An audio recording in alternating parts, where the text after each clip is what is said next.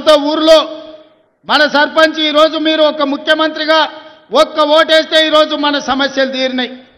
మరి మీరు గ్రామాలలో వేసే ఓటు ఆలోచన చేయండి.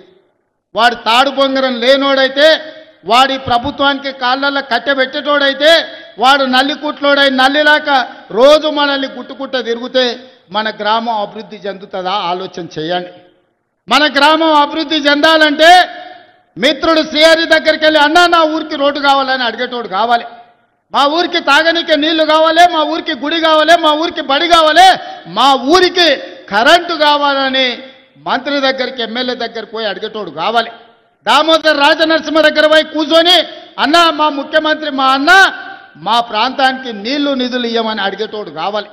జూపల్లి కృష్ణారావుని కలిసి మాకేం కావాలనో అడగాలి, వెంకటరెడ్డి దగ్గరకు పోయి రోడ్లు అడగాలి. మరి మీరు గట్లాంటోని ఎన్నుకుంటారా, వాళ్ళు కనిపించగానే కాళ్ళలో కట్టెబెట్టుతోని ఎన్నుకుంటారా? మీరు ఆలోచన చేయరు, మంచి ఆలోచన చేయరు.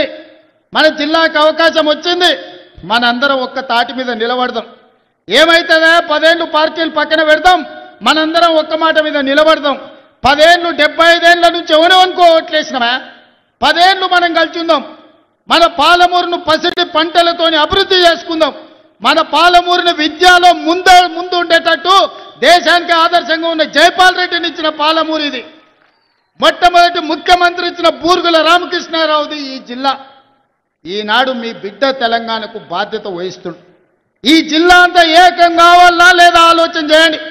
వారిలో వీరిలో ఎవరి మాటలో నమ్మి ఫుల్లుకో ఆపుకో ఫుల్లుకో మనం ఓటేమనుకని వేస్తామంటే తప్పని గోస.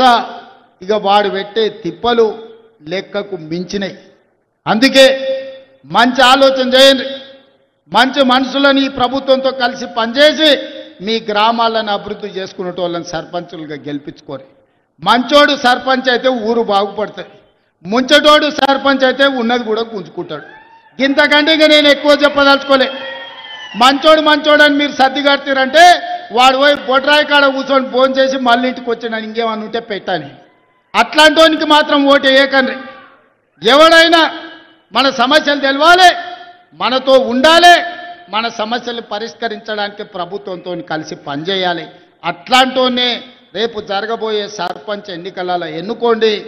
ఇప్పుడు నిధులు వస్తాయి, గ్రామాలను అభివృద్ధి చేసుకుందాం. జాగ్రత్తగా ఆలోచన చేసి మన ఎట్లయితే అసెంబ్లీ ఎన్నికలప్పుడు ఎట్లా ఆశీర్వదించినరో ఈనాడు కూడా అట్లే ఆశీర్వదించి సర్పంచులను గెలిపించండి. మీకు నిధులు ఇచ్చే బాధ్యత నాది.